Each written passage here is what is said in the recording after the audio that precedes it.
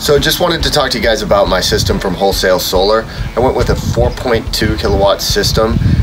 So what we have is a combination of LG panels up on the roof and then the Sunny Boy 5.0 here in conjunction with the rapid shutdown device. And over there we've got the 3-phase disconnect. Up here on the roof, we've got the 12 LG 350 watt panels mounted to the Iron Ridge system, which also uses their flashing system as well, very easy to install.